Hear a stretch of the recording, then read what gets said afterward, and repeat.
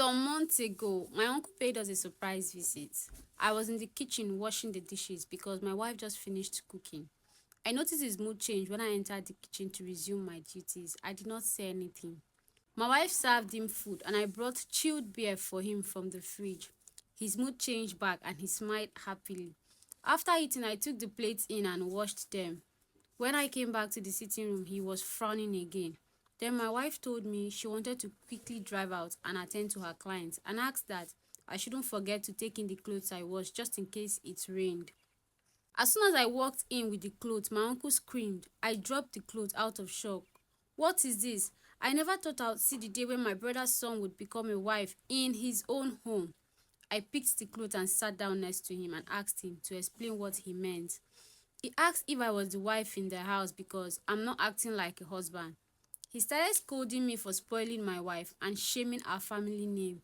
I answered and told him, everything I am today I learned from my parents. He said he's not surprised and if I were his son, things will be different.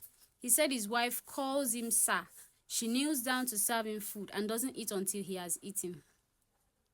He continued telling me how his wife would never ask him to wash plates or clothes, and his wife can never even think of learning how to drive, not to talk of touching his car. He told me my wife will never respect me. I have become a woman in the home, and he will forgive me because the marriage is new. But he can't stay anymore. He left immediately. And when my wife came back, I told her everything, and we laughed for a long time. She started calling me her wife, and I began calling her my husband. Yesterday, my wife said we should go visit my uncle since it's been long we visited him because of our busy schedule. We decided to pay him a surprise visit the same way he once surprised us.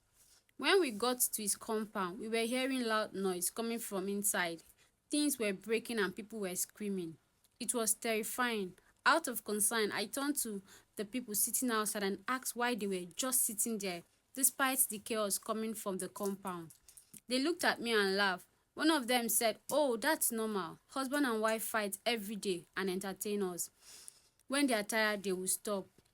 Before I could even process that, a man suddenly burst out of the house. He was wearing only his singlet and boxers, shouting and holding his head. He was bleeding from his head and kept shouting, "My head, oh, she don't break my head again, oh." Jesus, my wife screamed. The people in the compound started entering their houses. When the man got closer to me, lo and behold, it was my uncle.